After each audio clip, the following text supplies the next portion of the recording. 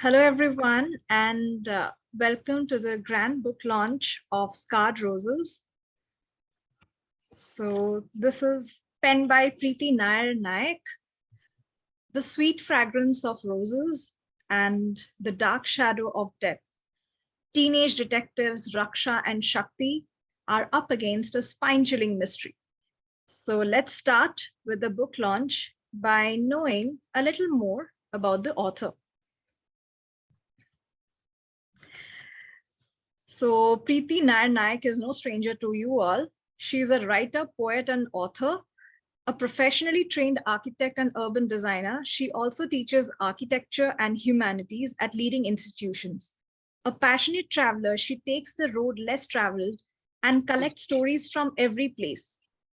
In a career spanning over 2 decades, she has delved deep into histories and stories that create places and cultures. This vast experience inspires her stories with a special affinity towards conspiracies and mysteries. Her debut novel, Rakshak series book 1, Scarred Roses, is a teenage detective mystery with a dollop of history, conspiracy, and crime. It is available on Amazon and it's going to be shortly in bookstores near you. So, Preeti, inviting you to share your thoughts about the release of Scarred Roses. How has been this entire journey, and what do you feel from the initial feedback that you have got? What are people saying about Scarred Roses? For me, this journey began, uh, specifically the Scarred Roses journey began in 2015. And the book writing journey began way back, I think around 2014. When Arya, she's here, and she asked me to write down all the bedtime stories that I would cook up for her. So that I was doing my masters at that time, and I didn't have time to tell her the stories. So she said, "I at least read it. So you please write it down in a book for me." And in 2015, when I went to Jodhpur, I came across the story of Paswan Gulab Rai, and I had a very strong feeling that her story should be written, and especially I wanted my daughters to know about that fearless heroine, and what has happened to her name, and what happens to the stories of the vanquished, the stories which are not written by the victors. So that both of these worlds collided and that's how Scarred Roses came into being. It was a long journey, so it was like sitting inside my head. I don't know what it was doing, fermenting, hatching, whatever. And I sat down to write it only in around 2020. And Niladri knows the journey from there. It was a long journey, long journey. And I'm glad I started my writing journey with stalwarts like Shashikala ma'am, you, Chitra, and under Shweta's writing batch. And yes, after many drafts, this has come. So when it got over, I was like lost. I didn't know what to do. It was like a big achievement, but I was missing something. And that missing thing is just growing and growing and growing. I don't know. I might just start writing another book soon. That's about my journey. I want to see it's out there for everybody. The initial reviews have been encouraging. And yeah, so Suyog is my friend. He's like a brother to me. And he's kind enough to, keep telling me, I'm here and it's good fun. I'm here and it's very interesting. And in fact, he has asked me to read Narayan Dharap's books now, because, and I'm very happy. He actually said it's almost, almost like his work, and he's a legend. So it's good fun. You should read it. You should read it. It will kind of help you. So I'm getting all these reviews from everyone. Rajagopal was the first person, I think, to finish reading the book, apart from Chitra, Niladri, and me. And he's posted a review which got posted immediately. That's magical. And he was kind enough to point out typos and a major glaring mistake. So I'm getting all those things, and he said a very nice thing. Maybe it will be nice if he tells it out. But he did say that it was quite informative. So, and that's coming, and he's the guy who can spill beans about me, how I was in school and everything. And he's a bigger history buff than I am. So that's it. So that's how. That's great, Preeti, and congratulations, because Scarred Roses is trending in several categories, in horror and mythology, folk tales, and so many more categories. So there is a mix of genres that we see here. It's that has historical elements, it has a bit of supernatural, then it has detective fiction, but also again catering to teenage detective fiction again. So it's a wonderful balance of several genres. So who are you intending the book for? I mean, is there any particular target audience in mind, or do you just want anyone who picks up the book to just enjoy it for what it is? Initially, I wanted to write it for Arya and children of her age, but then I think I want anyone who can pick it up to enjoy it. So I'm not targeting any genre, but I want it to be something like the books of yore, which anyone could pick up, and Arthur Conan Doyle, anyone can pick up and enjoy. Maybe Jane Austen, anyone can pick up and enjoy. So it's not targeted to any particular audience, but to everybody who likes to read. That's all. That's great. So thank you for sharing your journey. And I would now like to invite another person who's been with you throughout this journey and has seen your work quite closely, and that is your editor. So inviting Niladri to say a few words. Just before that, his introduction. Niladri Shekhar Mitra is a best-selling author, poet, editor, and entrepreneur from Kolkata, India. Niladri's writing credits include the poetry collection Songs of Dusk, the short story collection Beyond the Grey Line, and the novel Letters of Nine. He has contributed articles to various publications and has written columns for several top websites. He has received recognition from NE8X in the form of the Tagore Commemorative Award and Sahitya Course Samman. He has also appeared in popular podcast radio shows like Author's Cafe, Reading the Author. Apart from writing, Niladri also runs his own editorial service and has worked with some best-selling authors for books that have gone on to win international recognition. And Preeti's book is on its way to win many, many accolades, I'm sure. So Niladri, how was your experience working on Preeti's book? Yeah, good evening, everyone, and Preeti, congratulations on the book. I might indulge in a bit of vanity and congratulate myself also, because Preeti's book is officially the longest project that I have had, the longest time that it has taken. I know PB Flower is arching her eyebrows over there, but it's still, your book is still not the longest. Preeti's book, it took us more than 2 years to complete the book. And it's a long process. Anyone would know editing doesn't take that long. But then we had a first draft and we had plenty of meetings together and we changed certain aspects of the story.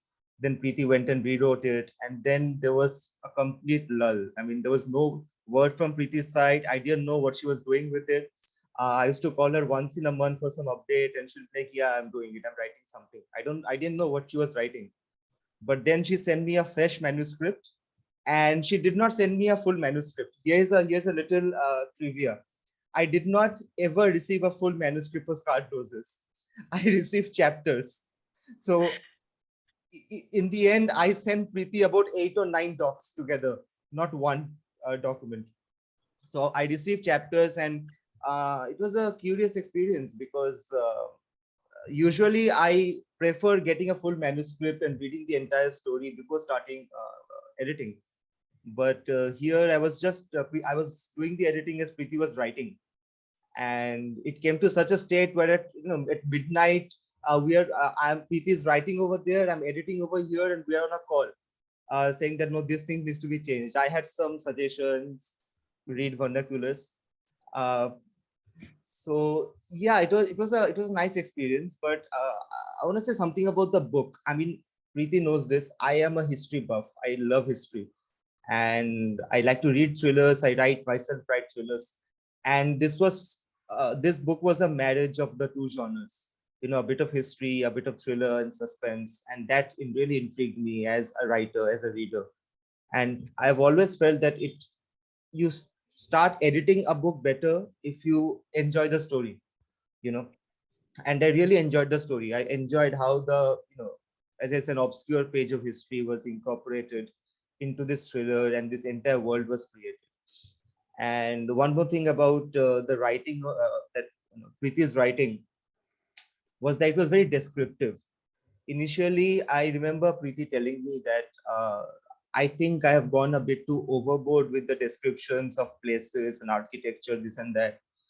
And after the editing was over, I told her that I don't think that you have, because in the book, the city of Jodhpur is a character in itself. And it was important for the story, for the narrative, to be descriptive about the places, because once you read the book, you'll understand. And those of you who have already read the book, I think, would know that uh, there is a lot of things happening within the city, and the venues, the places where these things are occurring, are as important as the events. So I did not think that it was too much of description and all that. Yeah, there were a couple of places where a couple of things I thought were a little too much, and I have edited them out. I hope Preeti forgives me for it. But yeah, I did not think that it was too descriptive. Too descriptive. I think it was suitably descriptive. The story was brilliant, and I've always maintained this from the first day that Preeti told me about the book, and everything is great. And also, I think I got to know Preeti because of this book. Like the first time Preeti approached me, called me, was to edit the book. And in the 2 years, as we got into editing and everything, cultivated a great friendships. I'm really thankful for that. And I hope I've done a good enough job that Preeti gives me the editing for next book as well. So that's it. I'll not take much time, the other speakers as well. So again, congrats, Preeti. It was a great pleasure working with you and collaborating with you. And I look forward to collaborating again. Thank you. Chitra, there's someone waiting. I think in the waiting room. They're sending me. Okay. Wonderful to know it from your perspective, Niladri. Editor's viewpoint is very important in shaping any novel. And we are glad that Scarred Roses had you as the editor. And something to say about Preeti's tenacity. I mean, she's had lots of hard times, and from people falling ill to she going under the knife. I mean, there was so much that was happening around her, but she kept on, her entire focus was on the book from start to finish, and that is something really commendable.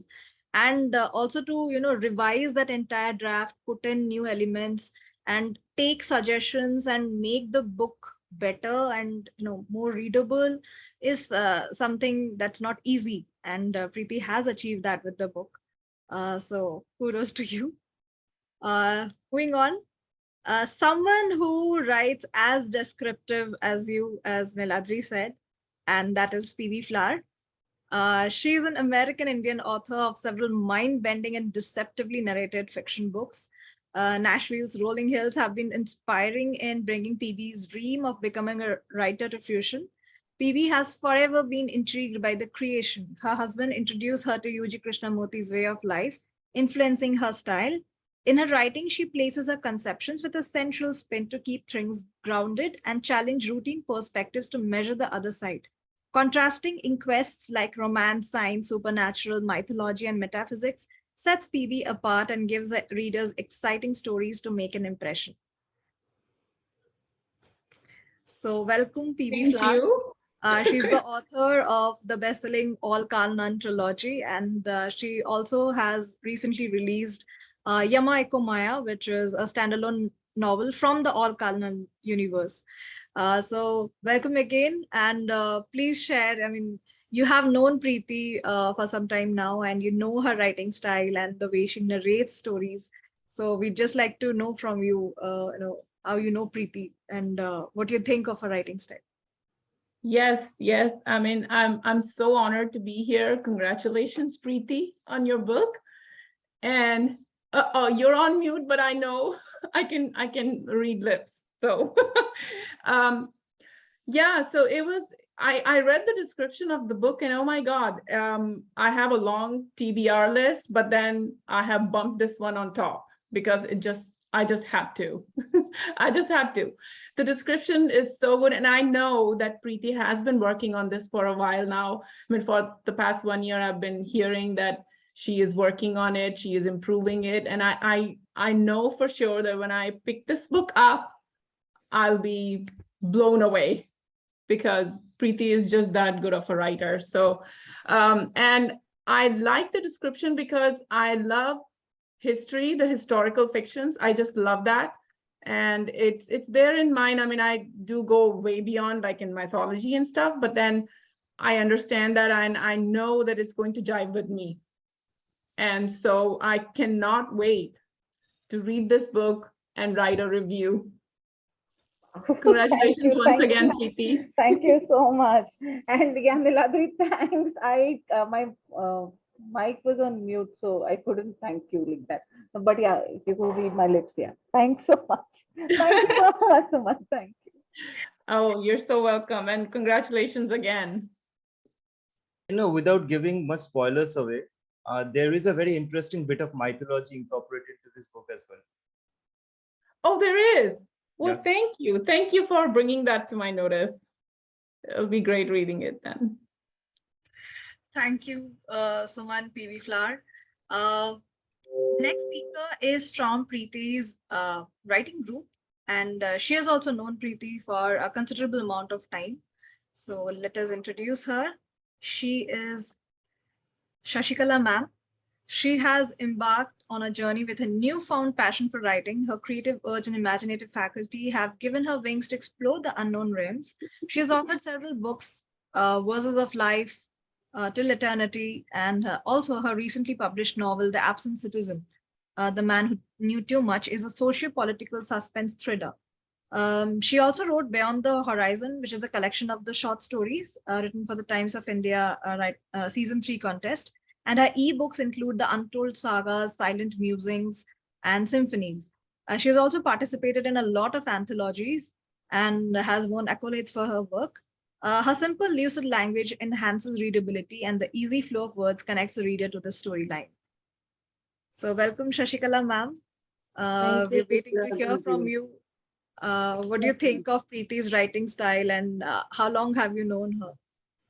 Actually, I think almost we started our journey together in Shweta's sessions. I think that is how we have met.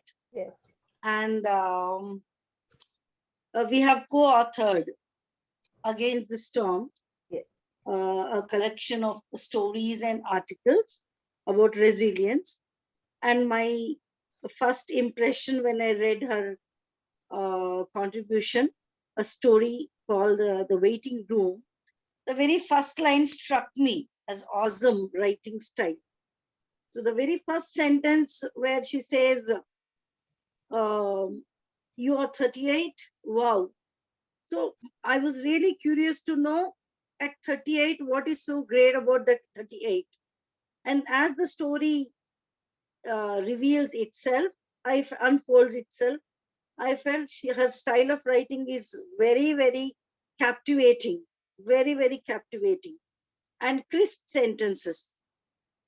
After having said that, when I came to this one, I just have read a few chapters of this latest novel. I felt there was a sea change from the crisp, precise, pithy sentences. It was elaborate description. And that struck me really like, oh, how did she change from the crisp sentences into this description? That is what caught my attention. Then, though I have not read the entire novel, the prologue and the first chapter and the second chapter are in contrast when it comes to the style of writing. That is that is what my observation is. So a lot of intrigue is there, mystery is there, historical incidents, past events, how they impact the modern Jodhpur. That is what I have liked about it. So from the past, certain incidents that have taken place in the past, how they impact the modern era, the modern present era of Jodhpur, that was really something that was quite catchy. And the folk tale, talking about folk tale and then connecting it to something that is happening in the modern times, I don't think I'll be able to connect it so easily. If I go into history, I think I'm stuck with history. If I'm writing about a modern concept or a theme, then I think I go very well with that. But being able to bring out the past and the present together and gel it, that was really very interesting for me. And Preeti, hearty congratulations. Thank I'm you. sure I'm going to complete it one day, Thank and you. I will definitely give a review. Thank you. Thank you so much. Thank you so for the much. time. Thank you, Chitra. Thank you, Preeti. Thank you, Shashikala ma'am. You've really spoken about how Preeti's writing style has evolved, and I'm sure it's really wonderful for readers to read all the descriptions now that Preeti has put in, and she has put in lots of research and lots of hard work for this. But at its core, Scarred Roses is a thriller. So let's invite a true blue thriller writer, uh, L.A. Nolan. So, Toronto born award winning author L.A. Nolan is a relentless traveler. And in 2012, he finally settled in India. He took to exploring the country on motorcycle and began writing and blogging about his many experiences. In October of 2021, Nolan released his debut crime thriller fiction novel Blood and Brown Sugar, which won him the coveted Emerging Author of the Year 2022 from Ukiyoto Publishing and was voted Best Fiction Author 2022 by Literary Voice magazine. The much anticipated release of his Macabre short story collection, A Crate of Rags and Bones, is scheduled for launch in December 2022. Nolan lives in Bombay with his wife, a sarcastic beagle named Sweeney Todd, and two very naughty motorcycles, Wilhelmina and Elvira. So, welcome, Lee. Uh, you write in the same genre as Preeti. I mean, you have very similar writing themes: horror, there's supernatural elements, and then there's crime thriller, crime fiction. So, how difficult it is to conduct research properly for thrillers, where there's lots of history and there's lots of supernatural elements in it. So how difficult it is to combine all these genres. You have been a thriller writer for quite some time, and now your short story collection is also coming out. So what do you say about people who combine these genres? How difficult it is, and what research do you recommend people do?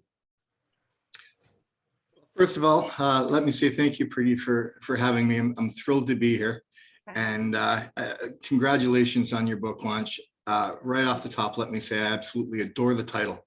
Thank you. Thank you.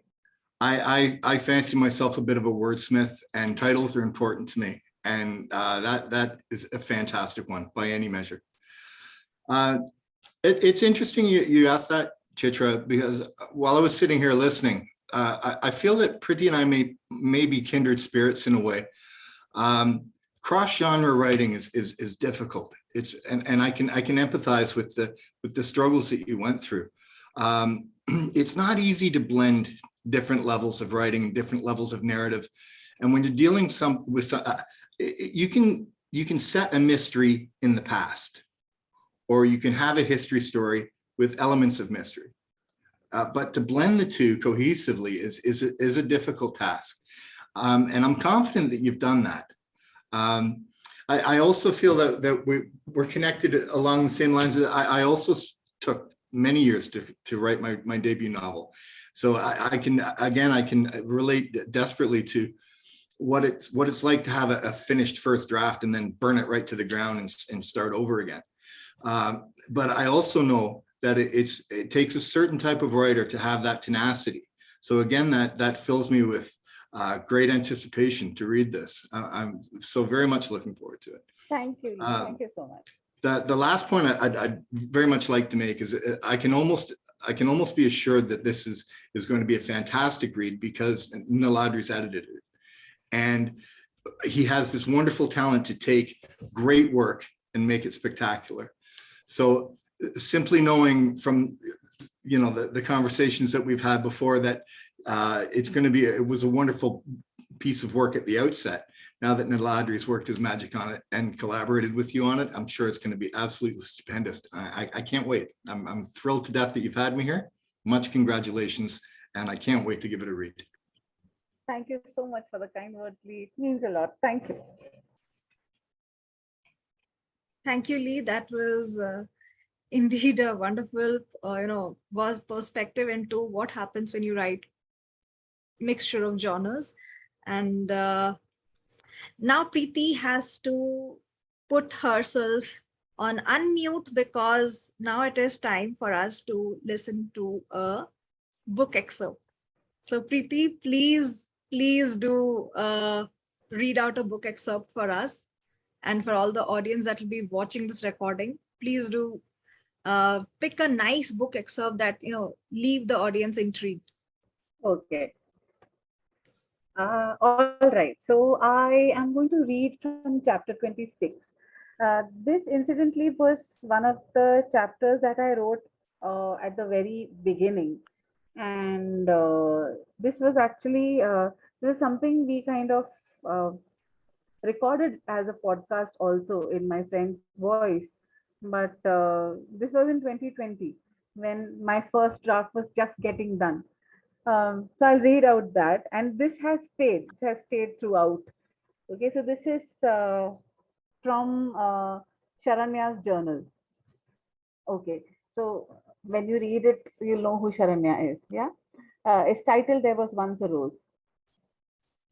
In the ruins of a palace and the passages of time, it is heard that she still wanders. It's said that she grieves the lost chance of saying goodbye to the one she loved. People claim to have heard her laments of suffering. They describe it as an ethereal voice, drawing those who can hear it to her abode. She sings of the injustice she bore in life and in death, calling out to her Lord to save her. Other sounds fade away as her song ends. By now, bewitched, the visitor lulled by her song has strayed too far into her abode.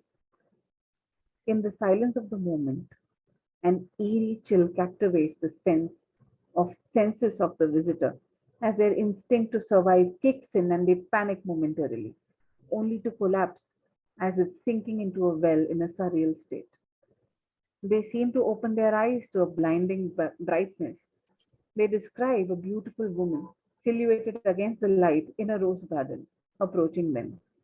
It's surprising how each and every one describes a woman with the very same details, delicately built, with a long neck, round face, framed by thick dark locks, light eyes, bright and shaped like a fish. Delicate and full lips with flushed cheeks, she reminds one of a pink rose in full bloom. Graceful as a swan, she mesmerizes a visitor by her mere presence. With eyes brimming with hope, she wears a gentle smile of relief. It is the same place, but a different time.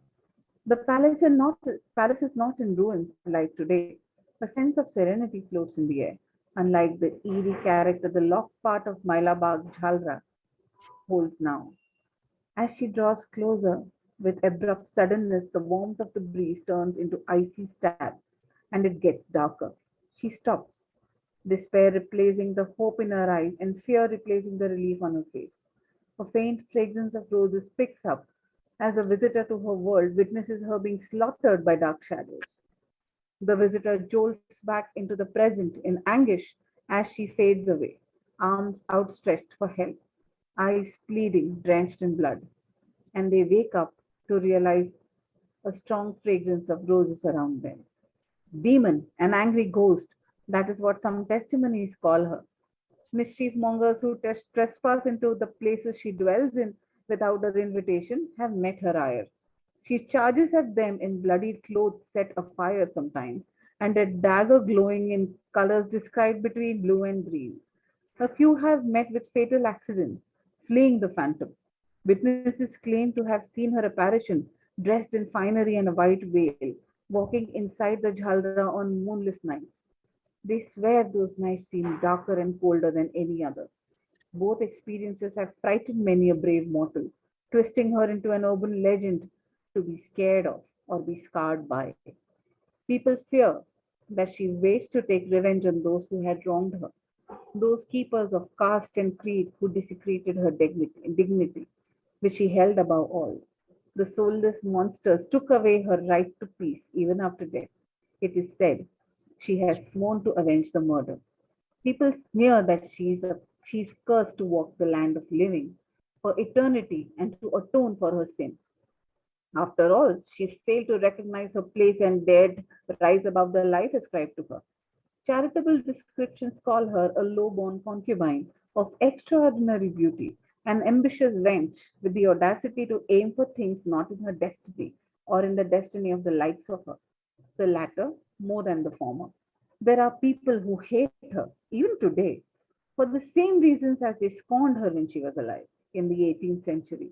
They utter not her name, but her position and tarnished title with a scrunched up nose and a conspiratory whisper, as if it were a colorful word that couldn't be spoken in ordained honorable company. This is the saga of Paswan Gulab Rai, a queen without a crown, who protected the weak and oppressed, a headstrong individual who refused to bow to the self professed doins of caste and class, a fierce partner who claimed her place next to her husband, an influential aide who helped bring prosperity to a war torn state, a formidable foe who was slayed whilst alone, unarmed and vulnerable by a mob of mighty men with weapons. What I know is that she was a woman then, marked as a commodity, who fought to be accepted as a thinking, breathing, feeling human all her life. She is a tormented soul now. Does she struggle to leave this world of humans and meet her soulmate in the afterlife? Or does she wait so that someone hears her cry for help? Is there something we are missing to decipher from all these versions of these stories? How does everyone seem to see the palace in the same way? Now, the rest you'll read, please.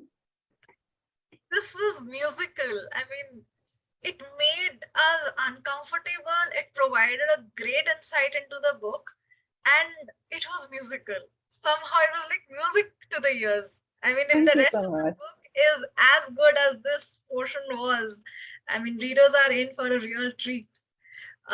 Thank you, Let's Chitra. short teaser for the book.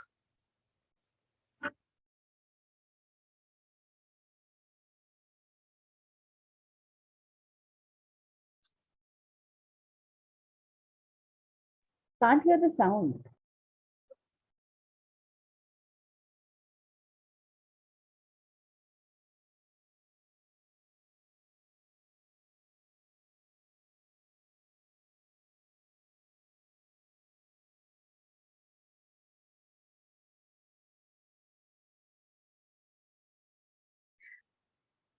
Probably a glitch, it's the sound didn't come, but you can check out this teaser on Preeti's feed and on the TCC feed as well. You can check it out on our FB pages. You can check it out on the Instagram page, and please do share this video so that more and more people come to know about Preeti's book.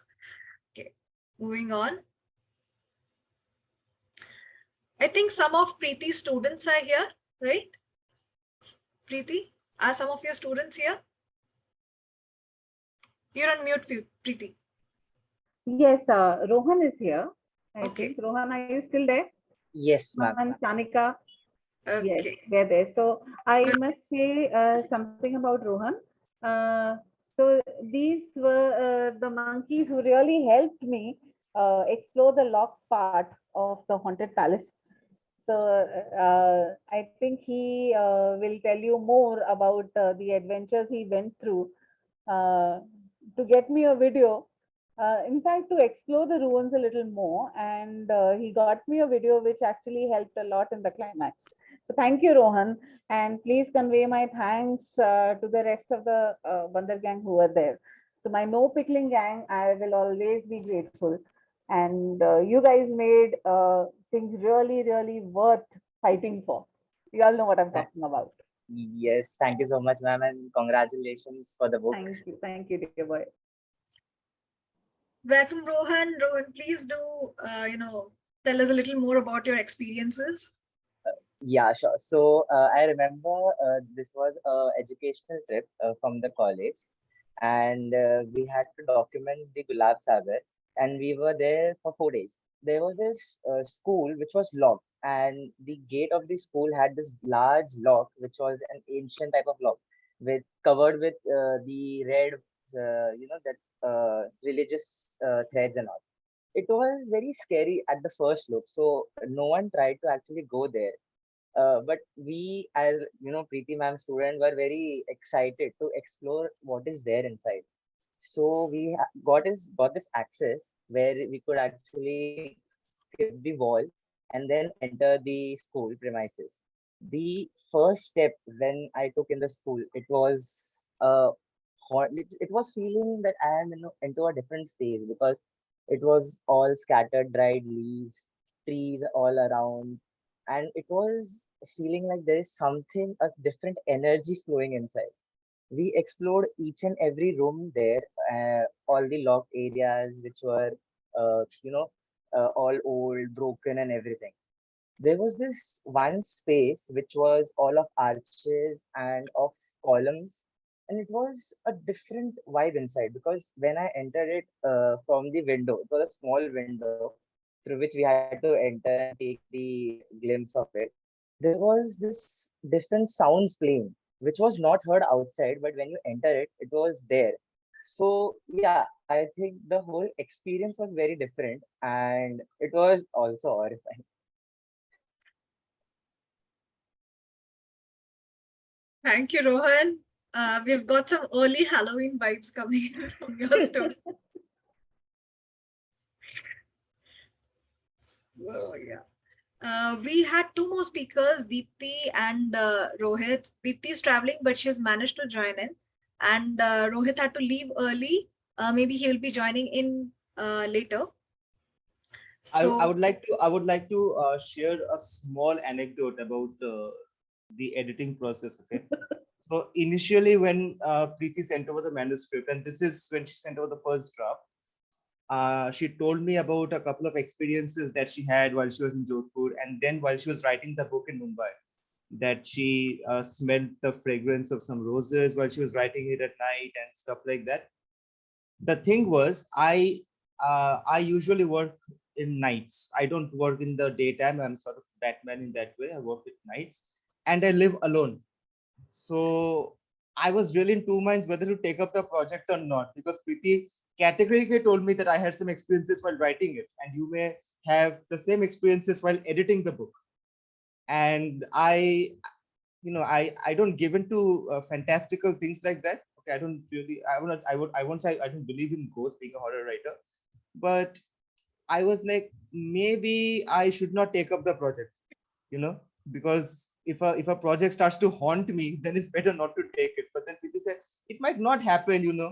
But then I did edit the book at night, and thankfully nothing happened.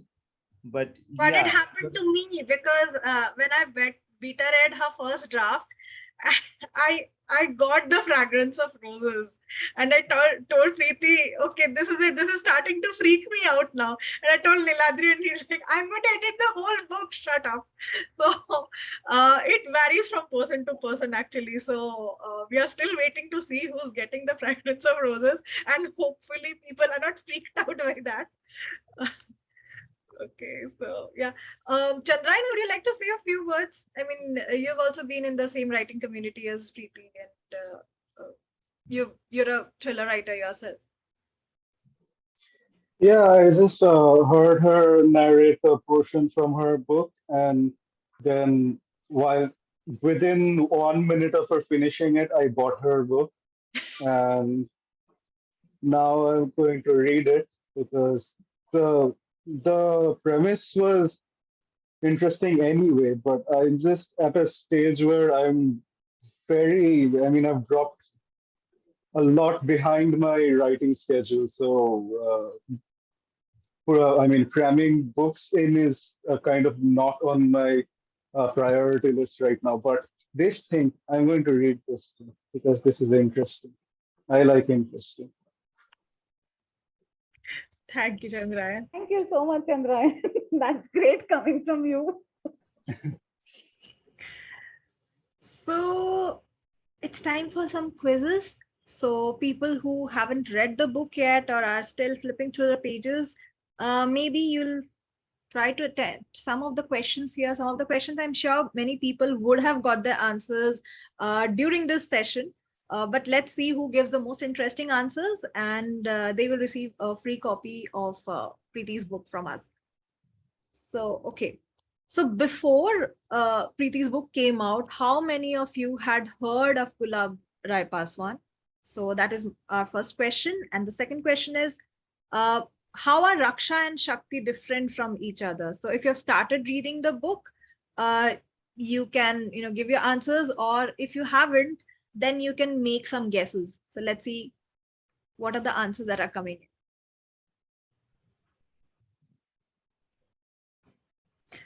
So people who have started reading the book, they can answer about Raksha and Shakti, and even I think Arya should also answer a few questions because she knows about Raksha and Shakti. And how many of you had heard of Gulab Rai Paswan? Did you find her in any page of history? I didn't. It was absolutely coming from Preeti that I heard of her. Even Yeah, I these are haven't heard about Gulab Rai Paswan before. What about you, Rekha? I haven't heard about her. I'm reading that. Raksha and Shakti, I will say Raksha is more, she's able to vent it out her emotions, and Shakti, she's keeping it inside, and she's putting it outside in an unusual way. So they are far different, but then they are supporting each other in their own way. That's what I came to know about Raksha and Shakti.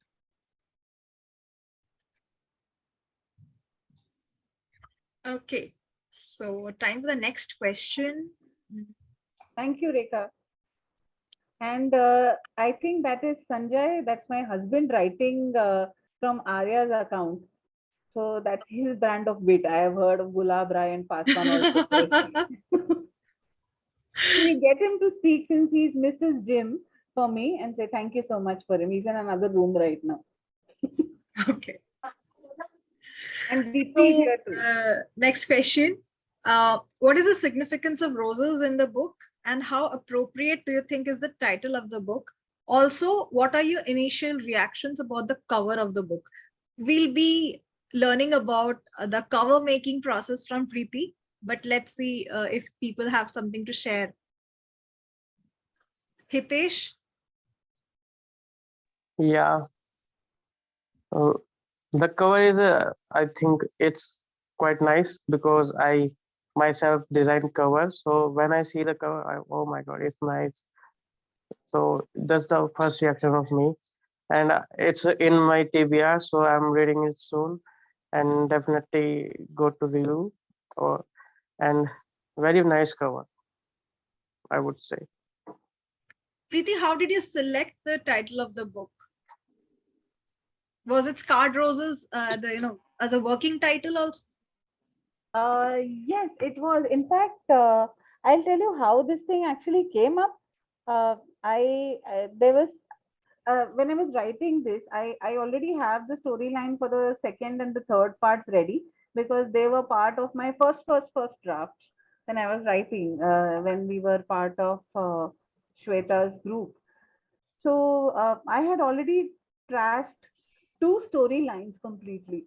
And I was sitting absolutely dejected, and we had this community meeting in which Shweta was like, "Why don't you just talk about what you're writing?" And then I had almost given up. That was one moment I must tell you about.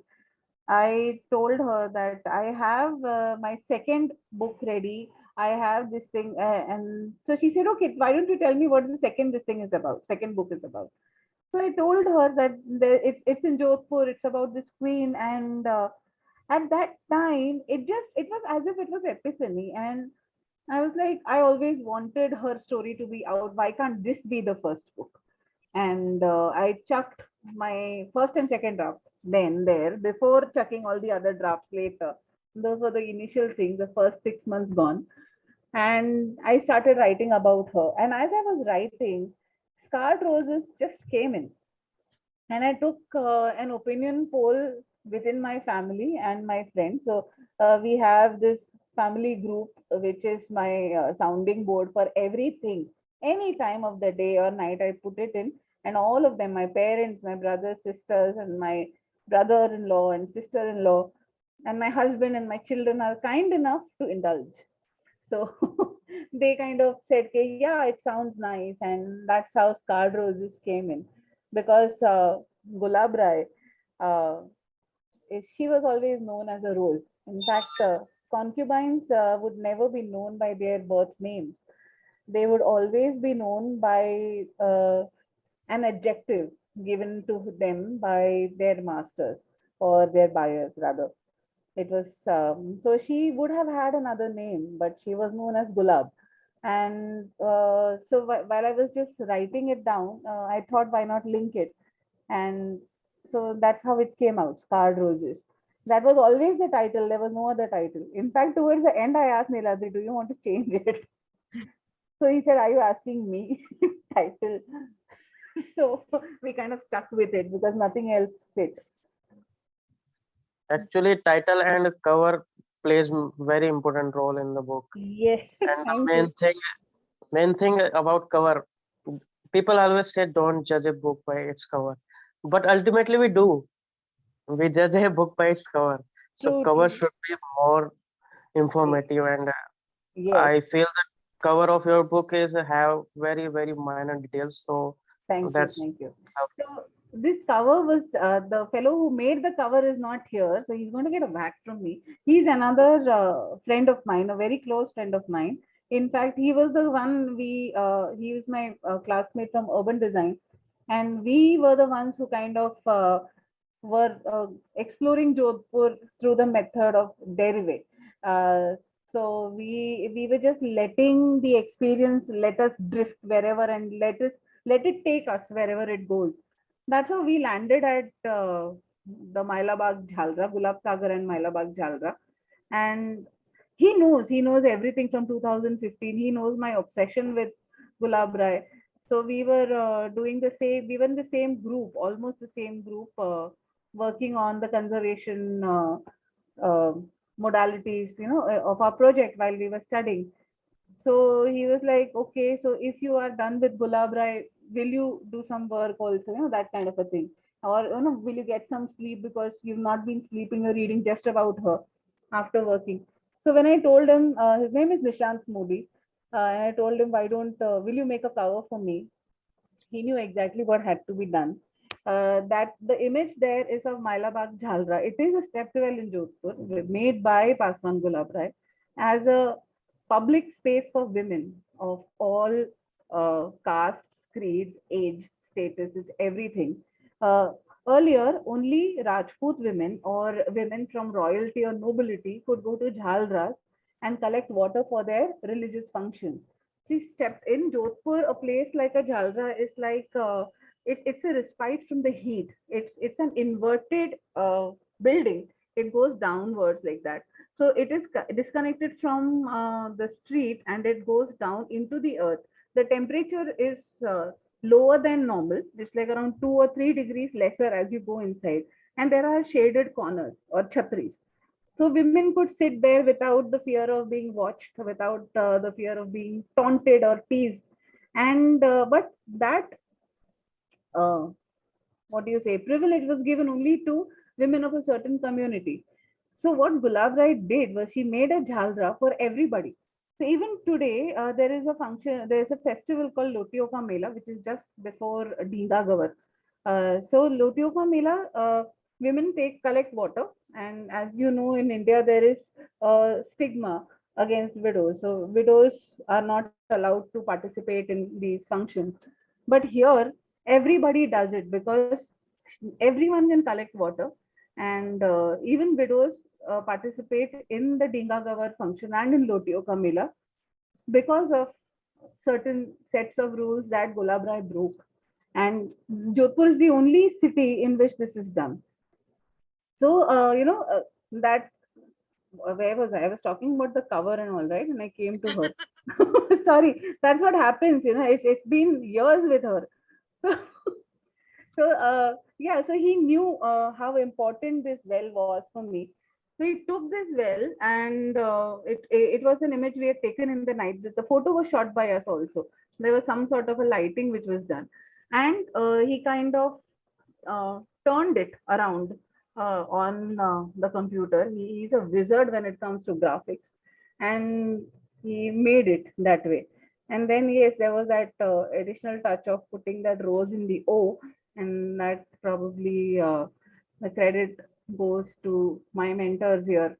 There was Shweta kind of also suggested that, and then Chitra and Niladri said yes, it has to be there.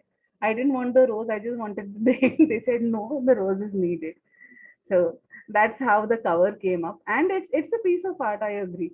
He's done a fab job, and I wish he could be here to listen to all this praise. So he said, please let me know. We'll show him the recording along with a whack on his head, maybe. Yeah, and the rose, that rose made it more pretty, you know. Yeah, yes, yes, I agree. Yes. Sometimes you try to oversimplify things. We try to remove all decorations. Maybe that's part of our training. But yeah, it kind of, it's nice. It actually feels like you're falling into the cover when you look at it close. You'll start feeling a little dizzy if you look too closely. Yes, yes, that's what he was trying to do. So there is this optical illusion by Eicher. So he tried to use that, and he made it that way. So it's a nice thing. So my friend Suyog is here, I believe. Is he still around? Yes, Suyog is here. So everyone, yeah, Suyog is there. So everyone who is who flips through, just below the title page, you will see a very nice watercolor. Okay. Yeah, so of a motif which has a big role in the book, in the later pages. So that has been made by my friend Suyog, and he has also made some watercolors for the book, which we hope to have in the print version. Now it won't do justice in the Kindle version. He's an amazing artist. He's an architect also, and yeah, like I told you, he's like my brother. Thank you, Suyog. Thank you, Preeti, for providing all that backstory. Deepti is here, so I'll just introduce her quickly. She'd also like to speak. Deepti is the Shakti to Preeti's Raksha and vice versa. A banker by profession and an artist by nature. Deepti is a musician, a budding carpenter, cement terracotta artist. So welcome, Deepti. Please do share how has been the journey and what has Preeti bugged you with when she was writing this novel. Oh, she's bugged me a lot. But no, I mean, I don't know what to say except that, I'm very, very proud of, everything that she's done. And especially this journey where, she started with like a small story, and then, it's become this amazing book. I mean, I am waiting to read this. We've got this long weekend, and I'm just going to immerse myself into it. Uh, and yeah, I mean, for someone who doesn't like horror and horror movies and thriller movies, and someone uh, I mean, for someone like that to write a whole book, where, I mean, horror and thriller is the genre of this book. So I mean, it's she's captured the atmosphere like very well. And yeah, I mean, I just hope everyone gets to read this book, because I mean, it's just well, I don't have the words, but yeah, I mean, people need to read, good books, and this definitely, is a very, very good book. And yeah, Chechi, I call her Chechi. So, Chechi, I'm very proud of you, and I, I wish you all the best Thank you so for much. this. Thank you so much. So she calls me Chechi and I call her many other names. And I will call her Deepti now. Thank you, Deepti. Yeah, so she is the one I drag with me all the time. And I take her along with me wherever I have to go, right from my thesis time to this one. So I pulled her along with me to Jodhpur also. And there was one particular time when she was, she was like on her guard. And she's like, what are you doing at night here? And this is such a lonely stretch. You should not be here. Will you please come back?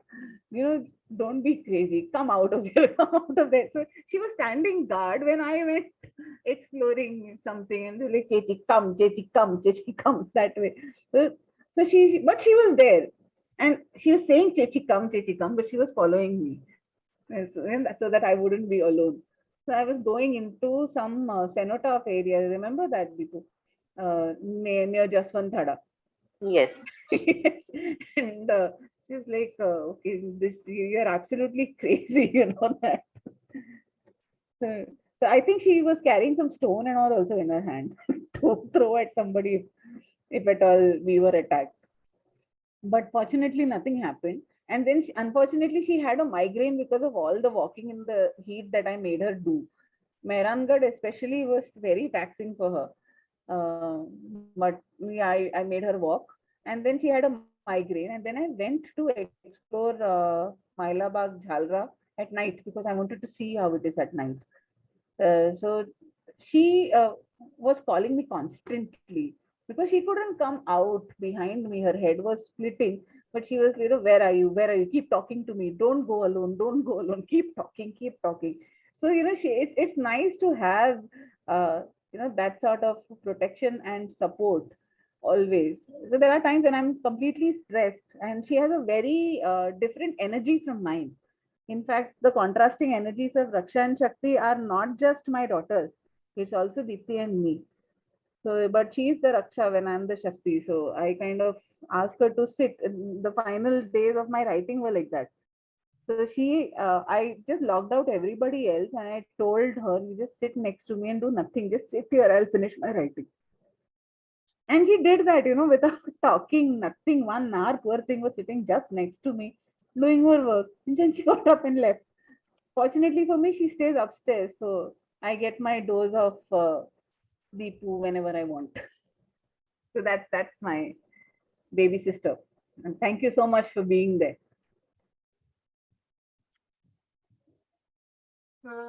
Rajgopal sir has just posted a Dainik Jagran article on Gulab Rai.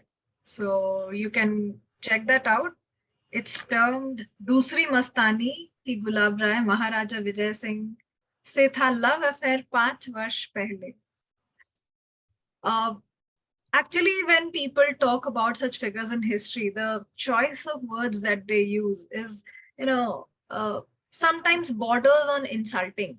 And what I felt about Preeti's book is that she has dealt with the matter in a very dignified way, that there is that sense of dignity when she has spoken about that particular figure in history, and that is really commendable. So kudos to you, Preeti, because that is a difficult thing to do, moving away from popular public opinion or what is being told in general. That is, to bring out unknown stories and to treat them with respect is something not everyone can do. So congratulations for that. But yes, I would like to ask a question to Preeti's better half. How many books do you think are in the series?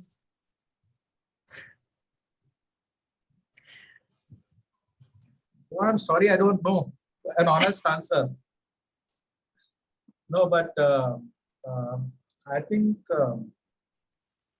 many more will come. And she started writing, I think, 2 years back, and because she's writing now very sort of, with a focused approach. I think the month of September and October, she was holed up in the study which she took from me, and it has been so she's not troubling me either because she's focusing on her books as well.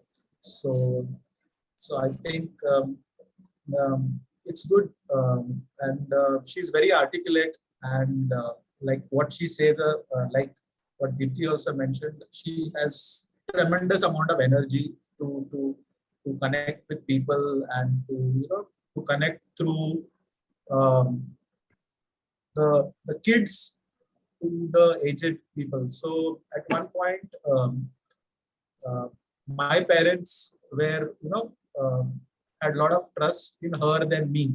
So she's so yeah. So one who can connect, I think they can weave stories as well, because they can narrate stories well, and I wish her all the best. But I don't know how many books she has in stock. So she has not told me that. Arya. Okay. Arya also doesn't know. Maybe she always sort of comes and pokes us and tells, "Arey, mera book bikega na, mera book bikega na, mera book bikega na." So I said, yeah, you do the right thing and then you leave for the rest to happen. So wishing her all the best on this appeal. Thank you so much. Thank you so much. Chitra, I have a question. Yes, yes. Rather, a little, because there was one word that she has used, Preeti. Preeti, this is a question to you. Yes, yes. What struck me when I was reading the first few pages was the use of the word concubine. Yes, yes. Yeah. So that really struck me, because I think the word concubine we usually do not use nowadays.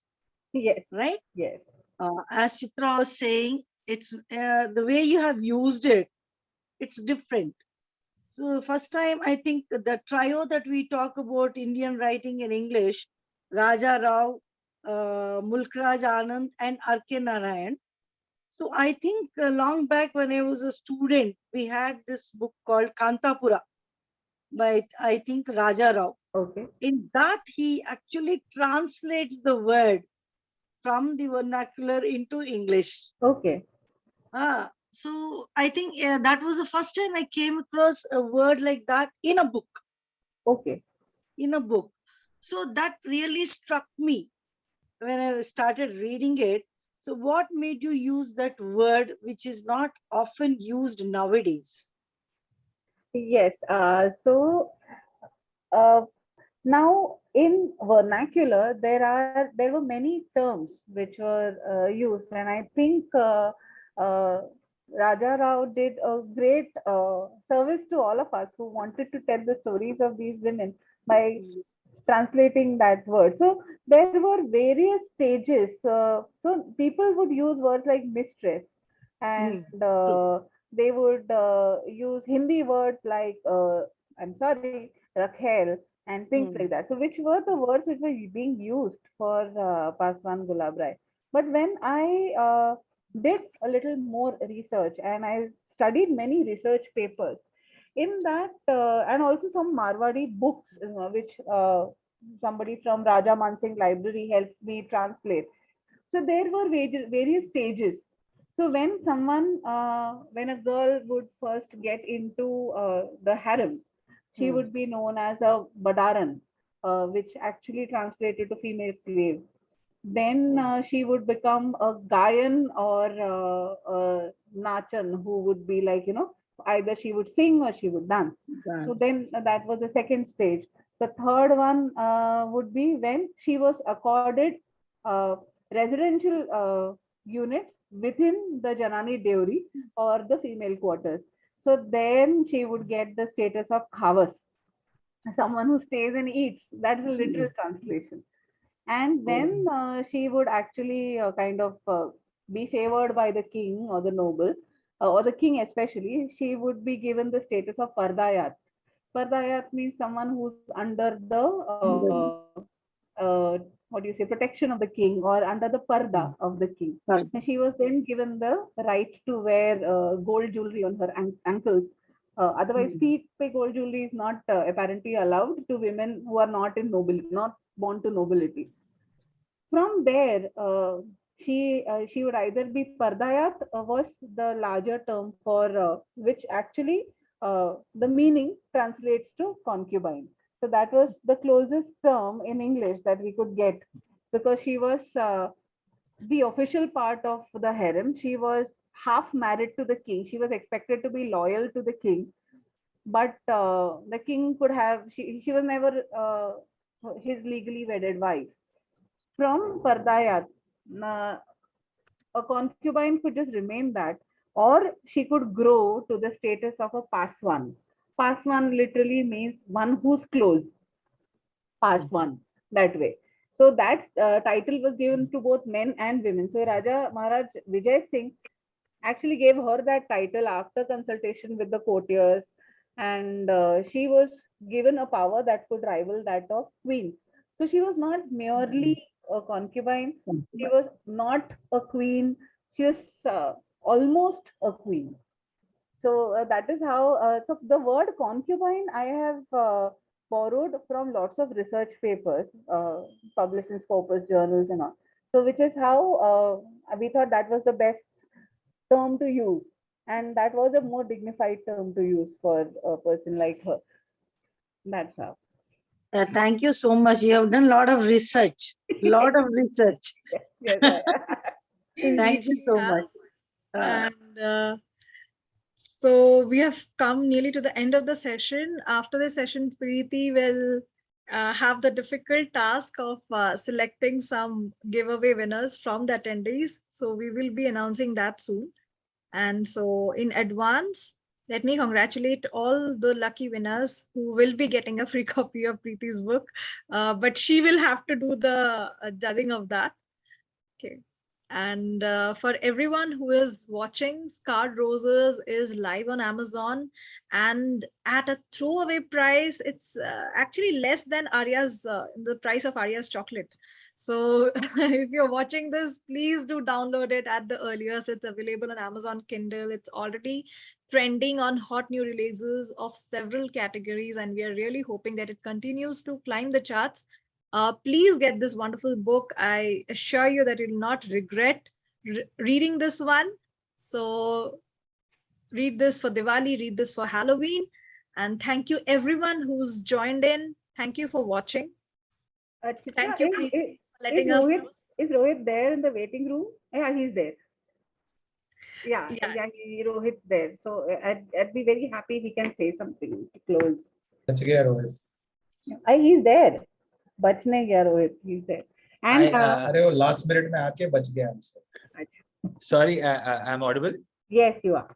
Okay, so sorry, I had to sort of jump off the call. I have a newborn and he was crying a lot, so I had to sort of attend that and come back here. But everybody has spoken about the book. Let me just tell you a bit about Chechi.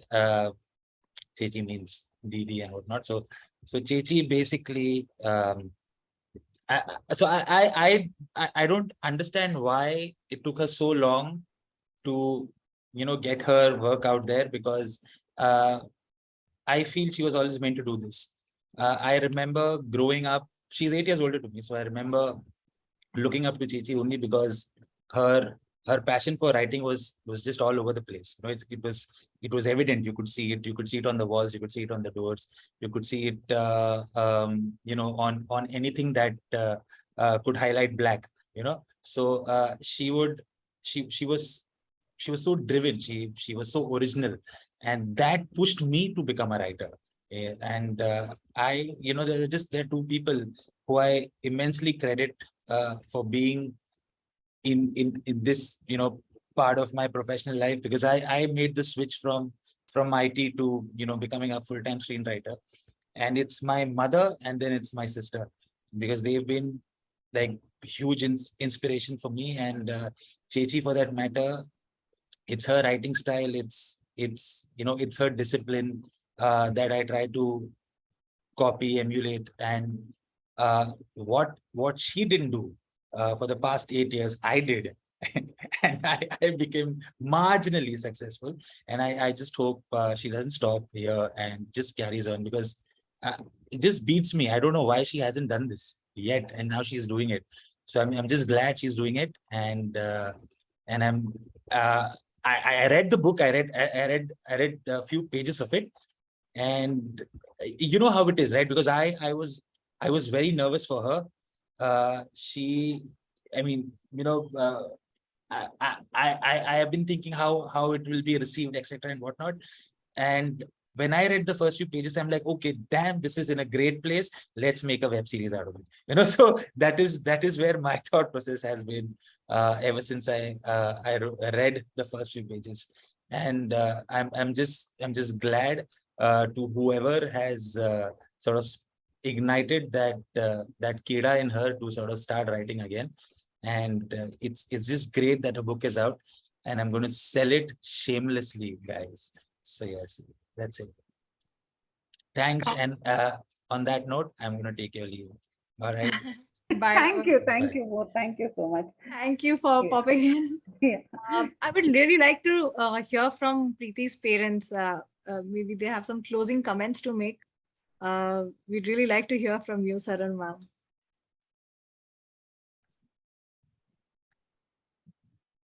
Can you please put yourself on, unmute yourselves, and please do make some closing comments, ma'am. I'll have to help them. One second. Yes, please. Yeah, I'll just help them. Please do help them.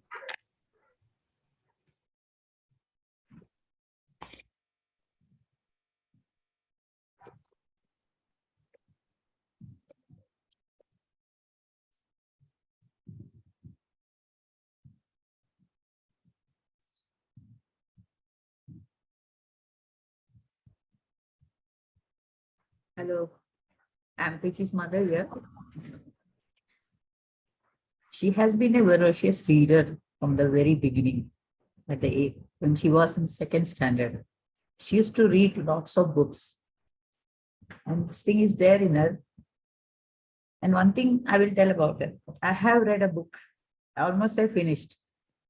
After so many years, I have read a good book. Good narration, good vocabulary, and nice storyline. Everything is very good about her. And I wish all the best for her. Let her write more books. And I enjoyed reading it. And I will tell everyone to read. It is good for all ages, all sort of people. Very nice. It's not because she's my daughter, I'm telling you. I have read. It is very nice. Thank you. Thank you, ma'am. Thank you, ma'am. Your opinion is really valuable. I mean, it's most precious to us as authors and writers when your own parents read and recommend it. And not all of us are that much fortunate, but you're really lucky, Preeti, that you have your mom and dad at your book launch. Yes, actually, yes. And I think mom wanted to thank Niladri also because, yeah, so she's forgotten it, but she would always say, God bless that boy. He's with you. He's standing with you. You So finish everyone writing. who is there with her, all. I did only moral support from behind, but others have helped her a lot. So I thank everyone, whoever has helped her. And God bless you all. Thank you.